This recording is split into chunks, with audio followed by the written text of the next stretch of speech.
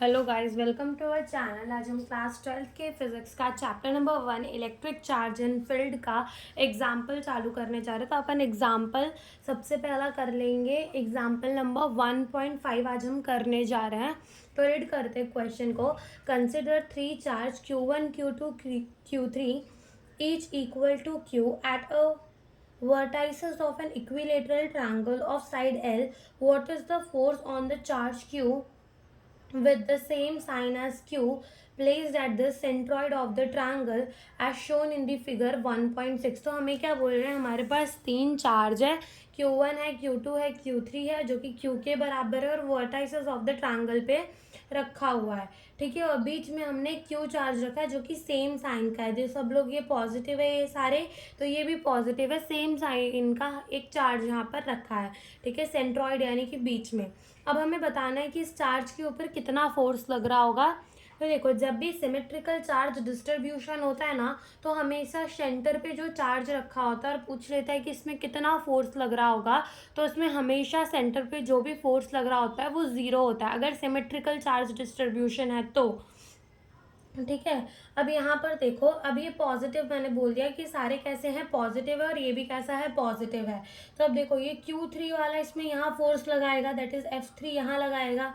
ये Q2 वाला इसमें F2 यहाँ फोर्स लगाएगा, एंड Q1 वाला यहाँ फोर्स लगाएगा। ठीक है, वो रिपेल करेंगे। पॉजिटिव चार्ज है तो क्या करेंगे, रिपेल करके यहाँ यहाँ और यहाँ ऐसे फोर्स लगाएंगे ना। हो देखो, अभी हमें क्या फाइंड करना है, हमें फाइंड करना है कि फोर्स कितना लग रहा होगा। तो फोर्स फाइंड करने का फॉर्मूला क्या है, फोर्स फाइंड करने का फॉर्मूला है K Q1 Q2/R²। और ये R क्या होता है, ये डिस्टेंस होता है, जो AO है, जो CO तक का डिस्टेंस है और जो BO तक का डिस्टेंस है, तो ये होता है। देखो, जो AO है वो CO के इक्वल होगा, एंड जो CO है वो अपना BO के इक्वल होगा। ठीक है, तो ये डिस्टेंस होता है। तो यहाँ पर हमको सबसे पहले AO फाइंड करना पड़ेगा। ठीक है, यहाँ पर हमें क्या फाइंड करना पड़ेगा, AO फाइंड करना पड़ेगा। तो AO है क्या, देखो जो AO है ना वो 2/3 ऑफ AD है। ठीक है, AO है वो 2/3 ऑफ AD। हमने एक लाइन खींची यहाँ बीच में से, यहाँ आकर वो गिरी, तो इसको क्या बोल दिया अपन ने, D बोल दिया। तो जो AO है वो 2/3 ऑफ AD है। अब AD क्या है, देखो AD अपन फाइंड कर लेते हैं। इधर पे मान लो ये है अपना A, ये है D। ठीक है, और यहाँ से ये अपना है B। ये पूरा ट्रायंगल हमने यहाँ बना लिया। ओके, ना यहाँ पे अभी उसकी अपन को इक्विलेटरल ट्रायंगल दे रखा है जिसकी साइड जो है L है, तो यहाँ पर 60 डिग्री का एंगल बन रहा होगा। नाउ साइन थीटा क्या होता है, साइन थीटा होता है परपेंडिकुलर अपॉन में हाइपोटेन्यूज जितना। तो यहाँ से अपना ये परपेंडिकुलर, अपन को AD फाइंड करना है ना, परपेंडिकुलर बोले तो AD हमारा कितना हो जाएगा, साइन थीटा कितना है 60 डिग्री इंटू हाइपोटेन्यूज कितनी है L। तो साइन 60 डिग्री कितना है, होता है साइन 60 डिग्री होता है √3/2 इंटू ये हो जाएगा L। ठीक है, अब यहाँ पर फाइंड कर, यहाँ पर रख देते हैं। तो यहाँ पे रखेंगे तो क्या होगा, देखो जो AO होगा it is equals to 2/3 of AD कितना फाइंड किया अपन ने, √3/2 L जितना। तो 2 से 2 कट जाएगा यहाँ पर। अब देखो यहाँ पे अपना ऊपर क्या है, √3L है। अब 3 को हम ऐसे लिख सकते हैं, √3 इंटू √3 बिल्कुल लिख सकते हैं। तो एक √3 से एक √3 कट जाएगा, तो बचेगा क्या, L अपॉन में √3। ये क्या आ गया, अपना AO आ गया। ना हम फोर्स फाइंड कर लेते हैं। तो सबसे पहले हम F1 फाइंड कर लेते हैं।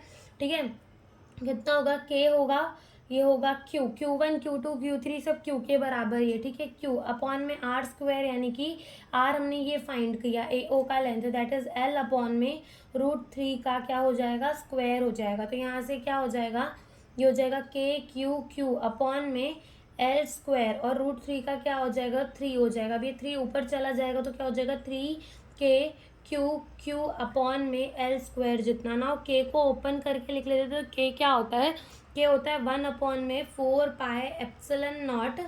ठीक है, 3Q अपॉन में L²। तो ये हमारी F1 फोर्स हो गई, जो कि कहाँ एक्ट कर रही होगी, अलोंग AO एक्ट कर रही है। ठीक है, ऐसे ही हम फोर्स फाइंड कर लेते हैं 2 वाली, तो वो भी कितनी होगी, Q अपॉन में वो L अपॉन में √3 का स्क्वायर, जो कि आंसर हमारा यही आएगा, क्या आ जाएगा, 1/4πε0 3 क्यू अपॉन में एल स्क्वायर, जो कि कहाँ एक्ट कर रही है, अलॉन्ग फोर्स 2 कहाँ एक्ट कर रही है, अलॉन्ग बी ओ एक्ट कर रही है, ठीक है, along B O. And force 3 भी हमारा क्या होगा, यही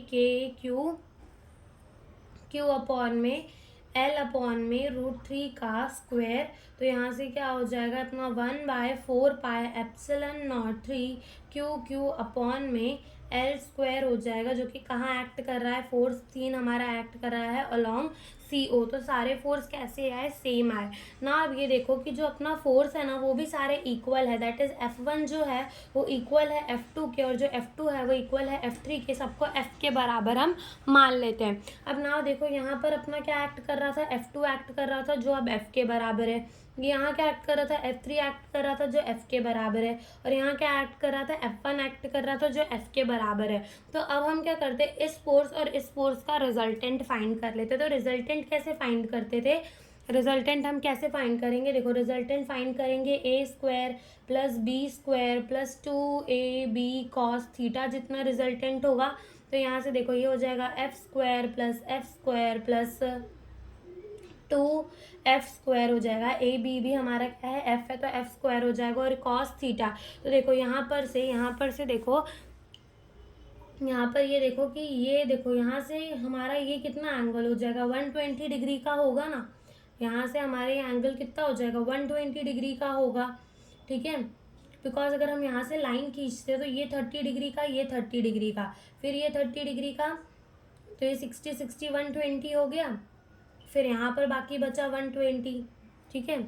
मतलब यहाँ पर जो cos थीटा होगा वो 120 डिग्री का होगा, तो क्या लिख देंगे, cos 120 डिग्री लिख देंगे, ठीक है, cos 120 डिग्री ना। यहाँ पर अगेन देखो ये हो जाएगा f² plus 2f² and cos 120 degree होता है -1/2, तो देखो 2 से 2 कट जाएगा, यहाँ क्या आ जाएगा, यहाँ हमारा आ जाएगा f² प्लस f², और यहाँ पे आ जाएगा -f², तो plus f² minus f² cut जाएगा, क्या बचेगा, अंडर रूट में f² जो बाहर निकल के क्या आएगा, f। यानी कि इन दोनों फोर्स का जो रिजल्टेंट आया वो भी हमारा कितना आया, f आया। इनका जो रिजल्टेंट आया वो कितना आया, f आया हमारा। तो अब देखो एक फोर्स ऊपर जा रही है, एक फोर्स नीचे जा रही है, तो दोनों बराबर इक्वल एंड अपोजिट फोर्स है। तो यहाँ पर इक्वल एंड अपोजिट है तो फोर्स क्या हो जाएंगी, माइनस हो जाएंगी, ठीक है। इक्वल एंड अपोजिट फोर्सेस है तो वो हो जाएंगी माइनस, और एंड में कितना फोर्स लग रहा होगा, 0 फोर्स हमारे इस सेंट्रॉइड पे जो चार्ज रखा है उसमें 0 फोर्स लग रहा होगा। तो यही हमसे इस क्वेश्चन में पूछा था। Thank you for watching the video.